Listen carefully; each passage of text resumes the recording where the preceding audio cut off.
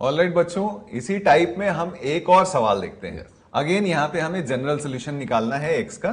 ठीक है, तो हमें इक्वेशन दिया हुआ है sec x minus one is equal to √2 minus one tan x।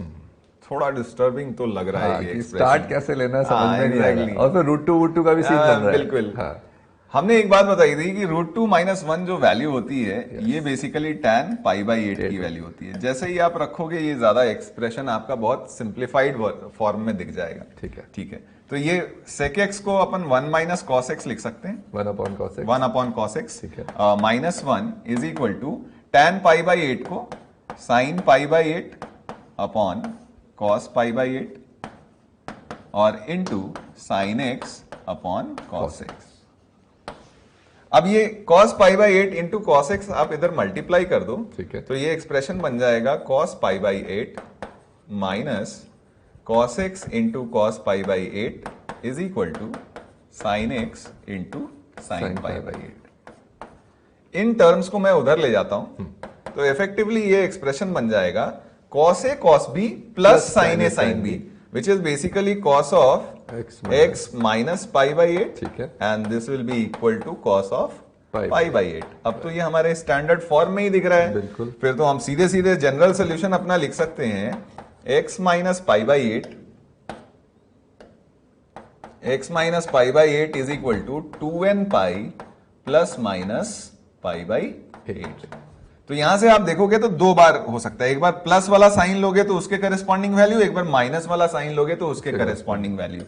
तो यानी हम अगर यहां से देखें तो x की वैल्यू जब हम यहां पे प्लस साइन ले रहे हैं तो हमारे x की वैल्यू हो जाएगी 2n π प्लस π/4, या फिर जब आप यहां पे माइनस वैल्यू लोगे तो वो π/8 कट जाएगा, तो हम इसको लिख सकते हैं 2m π।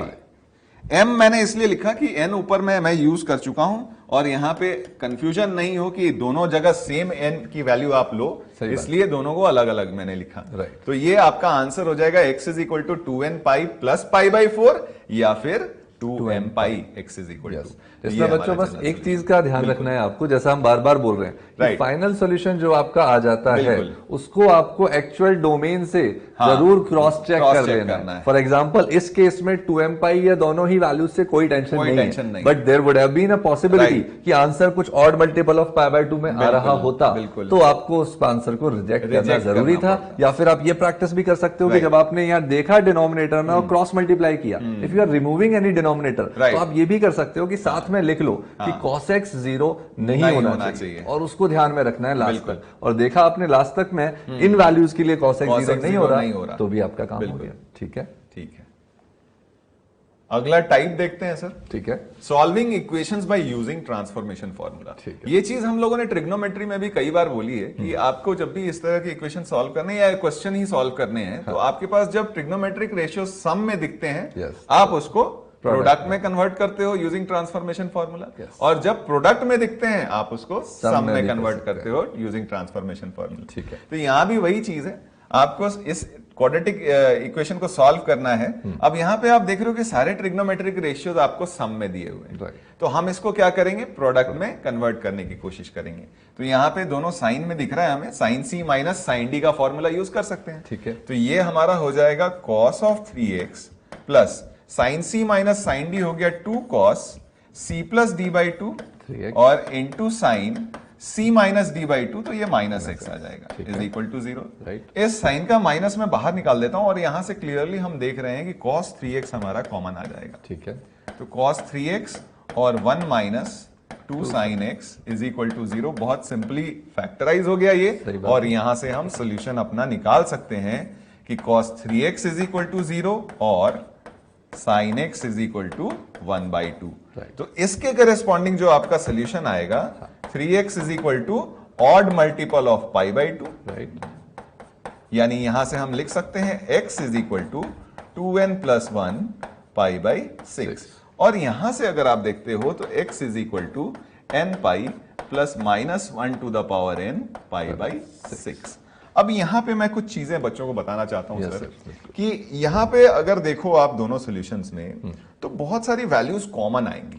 यहां पे सारे ऑड मल्टीपल ऑफ π/6 आ रहे हैं, यहां पे जो मल्टीपल ऑफ π/6 आ रहे हैं वो बेसिकली यहाँ पे दिख रहा है आपको π/6, 5π/6 और उनमें जो 2π ऐड करोगे, ठीक है।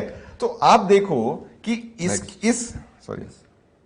इस एक्सप्रेशन के करस्पॉन्डिंग जो वैल्यूज आपकी आ रही हैं π/6, 5π/6, देन 13π/6 एंड देन आपके पास 17π/6 एंड सो ऑन, इस तरह की वैल्यूज आ रही हैं। और यहां से देखोगे आप तो यहां से जो आपकी वैल्यूज आ रही हैं वो π/6, 3π/6, 5π/6, 7π/, सारे ऑड मल्टीपल ऑफ π/6 आ रहे हैं। तो ये देखोगे कि ये जो सेट है, ये और कुछ नहीं बल्कि आपके इस सेट का सबसेट ही है। बिल्कुल, मतलब ये सारी वैल्यूज ऑलरेडी यहाँ पे इंक्लूड हो चुकी हैं और हमें तो इन दोनों सेट का यूनियन लेना था। तो अगर इन दोनों सेट का यूनियन लिया हमने तो हमारा यही सेट जो आएगा अपना फाइनल सोल्यूशन हो जाएगा। तो ऐसे में कभी भी अगर इस तरीके के क्वेश्चंस आप सॉल्व करते हो जहां पे आपको इस तरीके से दो अलग अलग सेट्स दिखते हैं लेकिन उनमें से वैल्यूज कॉमन होती हैं, तो हम यूजुअली जब भी सोल्यूशन सेट लिखते हैं हम वैल्यूज रिपीट करके नहीं लिखते। बिल्कुल, तो उनको एक बार ही हम लोग यूज करते हैं या लिखते हैं। तो आपको देखना पड़ेगा कहीं ऐसा तो नहीं है ना कि ये दोनों एक दूसरे के सबसेट हैं या इस तरीके से। सही बात है। तो फाइनल आंसर जो हमारा लिखेंगे, हम लिखेंगे अपना यहाँ पे अपना आंसर जो होगा वो x = 2n+1 π/6 हो जाएगा और यही अपना फाइनल आंसर होगा। बिल्कुल, इस बात का बच्चों बहुत ज्यादा जरूरी है ध्यान रखना, बिकॉज चलते चलते अपने को लगता है कि दो अलग अलग चीजें हैं और दो अलग अलग सॉल्यूशन यहां तक आपको दिखने लगते हैं, लेकिन क्वेश्चन से भी आप जब सॉल्यूशन पे जा रहे हो तो भी आपको हिंट मिलने लग रही है कि जब भी यूनियन लो तो हमेशा सीधे यूनियन लगाने की बजाय देख लो कि कुछ चीजें कॉमन आके उसको हम एक बेटर फॉर्म में रिप्रेजेंट कर सकते हैं, नहीं कर सकते। ठीक है, एक और क्वेश्चन देख लेते हैं सर यहाँ पे। बिल्कुल, general solution of trigonometric equation आपके पास ये दिया हुआ है, बहुत सिंपल सा एक्सप्रेशन है। ठीक है, सम में दिया हुआ है ट्रिगो रेशियोज, हमें किस में कन्वर्ट करना है, प्रोडक्ट में। चलिए आपको मैंने हिंट भी दे दिया, बिल्कुल, अब आप तुरंत इसको अटेम्प्ट करना शुरू करिए और फाइनली हम लोग मिलकर साथ में आंसर देखेंगे। ठीक है, तो यहाँ पे भी हमें दिख रहा है, अच्छा ये क्वेश्चन की बहुत हमें हमारे ऊपर दया है कि ये ऑलरेडी उस तरीके से अरेंज्ड है जिस तरीके से बहुत सारी चीजें, जैसे हमने बात करी थी ट्रांसफॉर्मेशन में कि हम लोग क्लबिंग कुछ इस तरीके से करते हैं कि सच दैट उनका सम सेम आ जाए या फिर डिफरेंस सेम आ जाए। यहाँ ऑलरेडी सम सेम करके दिया हुआ है। ठीक है, तो चलिए sin c + sin d हम फॉर्मूला लिखते हैं, 2 sin c + d/2 that is 3x * cos c - d/2, तो ये अपना 2x हो जाएगा। नेगेटिव है, कॉस में कोई प्रॉब्लम नहीं है। यहाँ पे इसको इस तरफ अगर हमने लेके आए तो यहाँ भी आपके पास 2 sin 3x और इंटू cos x आ जाएगा। अब इससे क्लियरली हम 2 तो हटा सकते हैं और आप sin 3x कॉमन ले सकते हो और यहां से आपका आ जाएगा cos 2x - cos x। अब यहां से आप दो तरीके से आगे बढ़ सकते हो, या तो आप ये cos 2x को 2 cos square x - 1 लेके क्वाड्रेटिक बना के फैक्टराइज कर लो, या फिर cos c - cos d का फॉर्मूला लेके उस तरीके से फैक्टराइज कर लो, whichever you feel comfortable in. तो हम लोग यहां पे अगर देखें तो हमारे पास दो एक्सप्रेशन हो गए, sin 3x = 0 और इसको चलो क्वाड्रेटिक बना के अपन कर लेते हैं, फैक्टराइजेशन हम लोगों ने पढ़ा है। सही बात है, ठीक है। या फिर आप उससे भी कर सकते हो, कोई प्रॉब्लम नहीं है, हम लोग दोनों से देख लेंगे। ठीक है, तो एक तरीका इसका हो गया कि इसको cos square x को cos 2x को 2 cos square x - 1 लिख लेंगे, तो 2 cos square x - cos x - 1 = 0 आ जाएगा। और यहां से आप इसको फैक्टराइज करते हो तो 2 cos x - 1 into cos x +1 into cos x - 1। ठीक है, cos x - 1 = 0। अब यहां से आपके पास जो सोल्यूशन आएगा वो 3x = n π आ गया, यानी यहां से x की वैल्यू n π/3 आ गई। ठीक है, और यहां से अगर आप देखते हो तो cos x की दो वैल्यूज आएंगी, cos x = 1 और -1/2। ठीक है, 1 के करस्पॉन्डिंग आपको x की वैल्यू 2n π मिल जाएगी और -½ के करस्पॉन्डिंग आपको x की वैल्यू जो मिलेगी 2n π + 2π/3। ठीक है, ठीक है, ये वैल्यूज आ जाएंगी आपकी। अगेन आपको चेक करना है कि इसमें कॉमन वैल्यूज तो नहीं आ रही। सही बात। तो अगर ध्यान से देखिए तो यहां पे सारे मल्टीपल ऑफ π/3 आ रहे हैं। तो अगर हम सारे मल्टीपल ऑफ पाई बाई 3 ले रहे हैं तो सारे मल्टीपल ऑफ 2 पाई तो ऐसे ही आ गए। बिल्कुल सही बात है, क्योंकि आप n इज इक्वल टू आप 6 ले लो, 6 के जितने भी मल्टीपल होते जाएंगे, जितने भी मल्टीपल्स आएंगे तो वो 2n सारे पाई इसमें आ जाएंगे। तो यानी ये सारी वैल्यूज ऑलरेडी यहाँ पे कवर्ड है। ठीक है, अच्छा इसके बारे में देखते हैं। इसके बारे में n इज इक्वल टू 0 लोगे तो plus minus 2 pi by 3 covered है यहाँ पे। n इज इक्वल टू 1 के करेस्पॉन्डिंग आप लोगे तो 2 पाई प्लस 2 पाई बाई 3 आपके पास हो जाएगा 8 पाई बाई 3। अगेन यानी जब भी आएगा ये कुछ ना कुछ तो पाई बाई 3 का मल्टीपल ही आएगा। आप देखो पाई बाई 3 कॉमन ले लो तो 6n plus minus 2 into pi by 3 का फॉर्म आएगा। यानी ये जब भी आएगा पाई बाई 3 का मल्टीपल आएगा। सही बात। और ये सारी वैल्यूज हम लोगों ने यहां एक्सेप्ट कर रखी है। तो यानी यहां से अगर तीनों सेट का यूनियन ले लें तो हमारे पास x is equal to n pi by 3 अपना फाइनल आंसर आएगा। बिल्कुल, एक तो ये तरीका हो गया। आप दूसरा तरीका इसमें ये कर सकते थे कि यहां से जो cos c minus cos d आया है वहां पे वो फॉर्मूला आप यूज कर सकते थे। एग्जैक्टली वहां पे भी आपको दो साइन के टर्म्स मिलते, ठीक है, और वहां से भी इंडिविजुअली जीरो फाइनली यहीं पहुंच रहे होते हैं, फाइनली यहीं पहुंचेंगे हम। ठीक है, आप चाहो तो मैं आपको एक रास्ता दिखा सकता हूं यहां से। आपके पास ये सोल्यूशन तो आ गया है, इसके करेस्पॉन्डिंग जो हम आंसर लिखेंगे तो cos c minus cos d ये हमारे पास बन जाता है 2 sine c plus D by 2।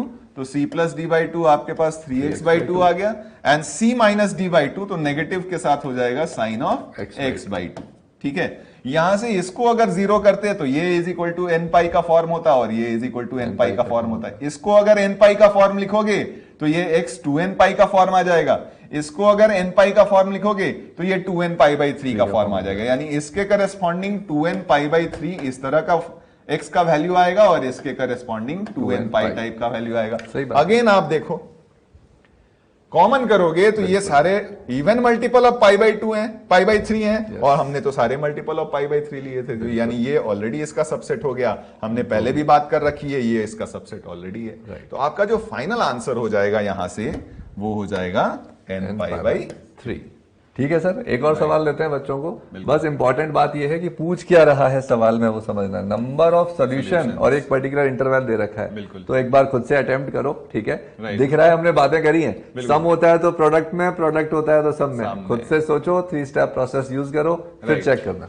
ठीक है सर, तो अपन स्टार्ट लेते हैं। तो साइन 3 थीटा माइनस लेके आते हैं। अच्छा, अब ये दिख रहा है कि प्रोडक्ट में कन्वर्ट करना है तो कोई भी दो टर्म ले लेते हैं। तो 2 टाइम्स साइन 4 थीटा इसको एक साइड रखते हैं और ये जो 2 साइन थीटा है 2 साइन थीटा साइन 2 थीटा यहां फोकस करते हैं। अच्छा, आप कोई भी दो ले सकते थे, फ्रैंकली बहुत ज्यादा फर्क नहीं पड़ेगा।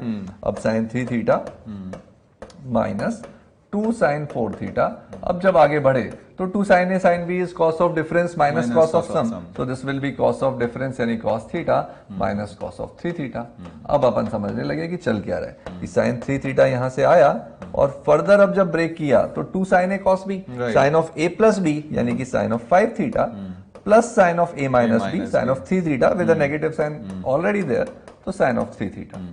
अच्छा, फर्दर माइनस माइनस प्लस हो जाएगा, then again 2 sine A cos B बच्चों, तो that will be sine of A plus B यानी कि 7 theta plus sine of A minus B यानी कि sine theta is equal to 0। अब प्यार से देखा तो साइन 3 थीटा तो कैंसिल हुआ और देखा आगे कैसे बढ़े। तो जब हमने बात करी थी कि डिफरेंस 7 थीटा 5 थीटा बाई 2 करेंगे तो थीटा आने वाला है, तो इनको रखते हैं साथ में। तो sine C minus sine D यहां लगाया तो मिला 2 sine of c minus D by 2 यानी कि theta times cos of c plus D by 2 यानी 6 theta and further already there is plus sine theta equal to 0। और अब आपका काम होने वाला है बिकॉज आपने यहां से देखा तो साइन थीटा कॉमन आ चुका है और आपके पास बचा है जो value that is 2 times cos of 6 theta plus 1 is equal to 0। यहां से क्लियरली डियर स्टूडेंट्स आपके पास दो रिजल्ट निकल गया है। पहली बात तो ये कि साइन थीटा क्या होना चाहिए 0। अच्छा, ये ध्यान रखना है थीटा ऑलरेडी दे रखा था 0 टू पाई। तो अगर सिर्फ इस सॉल्यूशन की बात करें तो थीटा की वैल्यू यहां से आपके पास 0 और पाई यानी कि 2 सॉल्यूशन तो आपको यहां से मिल गए। अब आपको यह समझना है कि cos थीटा या ऐसे बोलें cos ऑफ 6 थीटा की वैल्यू आपको अल्टीमेटली चाहिए -12। तो उसके लिए बिकॉज दे रखा था थीटा तो आपने 6 थीटा चेक किया तो वो 0 से 6 पाई हो गया बच्चों। हो गया, राइट। अब 0 से 6 पाई का मीनिंग क्या है? 0 से 2 पाई सर, एक पूरा का पूरा क्वाड्रेंट जब हम चारों चलते हैं एक राउंड कवर करता है, और एक राउंड में कभी भी cos थीटा की एक वैल्यू के लिए दो पॉसिबल आंसर मिलते हैं। सिमिलरली यहां पर जब 3 राउंड हम कवर करेंगे तो 3 राउंड, ईच राउंड में 2 वैल्यूज, तो 3 राउंड में 6 वैल्यूज आएंगे। समझने के लिए आप ये कर सकते हो कि अल्फा मान लो 6 थीटा को, जो वैल्यू 0 से 6 पाई जा रही है, और आपको सिंपली सॉल्व करना था cos of alpha equal to minus. जब नंबर ऑफ सोल्यूशन पूछ ही रहा है तो आपने सोचा कि अगर अल्फा की वैल्यू 0 से 2 पाई एक राउंड जाता तो माइनस हाफ कहां आने वाला था? सेकंड क्वाड्रेंट में एक बार, और एक बार थर्ड क्वाड्रेंट में। ये कहानी रही बच्चों 0 से 2 पाई की। सिमिलरली जब आप 0 से 2 पाई के बाद 2 पाई से 4 पाई एक और राउंड लोगे तो फिर से आपको 2 सोल्यूशन मिलने वाले हैं। एंड नेक्स्ट जैसे अब आप ऑलरेडी समझ चुके हो, एक और राउंड के लिए जाओगे तो फिर से आपको 2 सोल्यूशन मिलने वाले हैं, यानी इस केस में total 6 solution. And we need to find overall either this or that. तो 6 + 2 आपका जब फाइनल आंसर की बात करेंगे तो टोटल इस केस में 8 सोल्यूशन बच्चों हो जाए। तो आपको बहुत केयरफुली प्यार से सॉल्व करना है, आंसर भी आ जाता है। बिल्कुल। लेकिन आप में से अगर किसी ने कोई गलती करी है तो आई एम वेरी श्योर कि आपको लर्निंग मिली होगी कि गड़बड़ कहां हुई। बिल्कुल। तो एक और सवाल लेते हैं सर बच्चों को। तो हाजिर है आपके सामने एक और सवाल। आराम से पॉज करो, अटेम्प्ट करो, थोड़ा इंटरेस्टिंग सवाल है, फिर चेक करना। बिल्कुल। अब सर इस क्वेश्चन के सामने आते ही बच्चों के दिमाग में फिर से रास्ते खुलने लगते हैं। सर एक तरीका तो ये है कि हम साइन कॉस में कन्वर्ट कर दें, कर सकते हैं। सर एक तरीका ये है कि हम tan में ही चालू करें, कर सकते हैं। लेकिन सबसे पहले इसको इजी बनाने की तरफ डायरेक्शन लगानी चाहिए। तो हमने देखा कि एंगल है x, π/3 + x to π/3 + x, ठीक है। लेकिन इसको थोड़ा छोटा बनाना चाहें, थोड़ा सिमेट्रिक बनाना चाहें, तो अपने को ये बच्चों ऑलरेडी पता है कि tan of pi plus theta तो हमेशा tan थीटा ही होता है। यानी इसी को अगर मैं पाई प्लस की फॉर्म में चेक करना चाहूं, then I can write it like pi plus x minus π/3। बात अभी भी वही है, right. But the idea is इस बहाने आप इसको थोड़ा सिंप्लीफाई करके tan ऑफ x माइनस π/3 लिख सकते हो। और ये ऑलरेडी क्या था? tan ऑफ x प्लस π/3, और ये ऑलरेडी क्या था आगे? tan of x। तो थोड़ा सा क्वेश्चन हल्का दिखता है, जरूरी नहीं है आप इसी तरह लिखो। आप डायरेक्ट भी अगर tan of a plus b का फॉर्मूला स्टार्ट करते हो तो भी वही बात पड़ेगी। अब चेक करते हैं सॉल्यूशन आगे कैसे करना है। तो एक काम करते हैं, इस tan x को एज इट इज रहने देते हैं और यहां फॉर्मूला ओपन करते हैं। तो tan of a plus b अपन बात कर चुके हैं, tan a plus tan b over 1 minus tan a into tan b, right. Similarly आगे बढ़े, tan of a minus b, that will B tan a minus tan b over 1 plus tan a times tan b। अब आप चाहो बच्चों तो ये आपकी choice है, इसको थोड़ा हल्का देखने के लिए चाहो तो tan x को आप t रख सकते हो। अब जब आप tan x को t रखोगे और फर्दर जब आप इसको सिंप्लीफाई करोगे तो आपको दिखेगा यहां लिखा हुआ है t प्लस, ये सिंप्लीफाई करने के बाद आई एम वेरी श्योर आप खुद से कैलकुलेट करेंगे तो आपको दिखेगा 8t ओवर 1 माइनस 3t², और ये वैल्यू आपको दे रखी थी 3, ठीक है। अब फर्दर अपन ने इसको सिंप्लीफाई करना आगे स्टार्ट किया तो आपको दिख गया कि ये लिखा क्या हुआ है कि माइनस ऑफ 3 टाइम्स, ध्यान से देखो, t³ and further plus t, so minus minus plus 9t over 1 minus 3t² is equal to 3। अब और केयरफुली देखा तो अब काम थोड़ा दिखने लगेगा बच्चों को कि अगर यहां से हम 3 कॉमन ले लें तो ये लिखा हुआ है 3t minus t³ over 1 minus 3t², और ये वैल्यू 3 दे रखी है। 3 भले कैंसिल हो जाएगा लेकिन ये रिजल्ट बड़ा प्यारा आ जाएगा कि ये जो 3t कौन था? tan x। अब याद आएगा बच्चों 3 tan x minus tan³ upon 1 minus ये तो tan 3x का फॉर्मूला होता है। Yes sir. तो क्वेश्चन ये पूरी कहानी सिर्फ इतना ही लिखा हुआ था कि tan ऑफ 3x इज 1। और यही बात अपन स्टार्टिंग में भी कर रहे थे कि जेई कई बार बहुत छोटी सी बात को बड़ा करके लिखता है और आपका कॉन्फिडेंस चेक करता है कि आप वहां तक पहुंच पा रहे हो या नहीं पहुंच पा रहे। तो हमने इसको पूरा अनमास्क करके बहुत ब्यूटीफुल से फेस तक हम पहुंच गए। अब सॉल्यूशन बड़ा आसान हो गया। लेट्स सपोज जनरल सॉल्यूशन पूछ रहा था तो हमें पता है 3x will be equal to nπ plus π/4 and resulting value of x will be nπ/3 plus π/12। तो थोड़ा पेशेंस चाहिए, थोड़ा कॉन्फिडेंस चाहिए और फिर अपना काम। एक फॉर्मूला हमने पढ़ा था सर, tan x इंटू tan π/3 प्लस x, ठीक है, x plus π/3 into tan x minus π/3, tan theta tan 60 plus theta tan 60 minus theta, इसकी value tan 3 theta, tan 3 theta, सही बात है।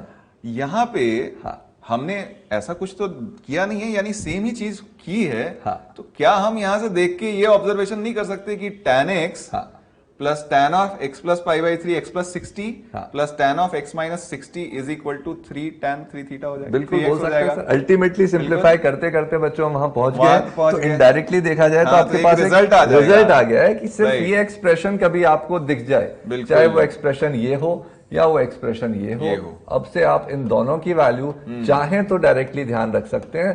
This is nothing but 3x 3 times tan of 3x। तो ये एक result भी बन गया। रिजल्ट भी बन गया। अच्छा सर।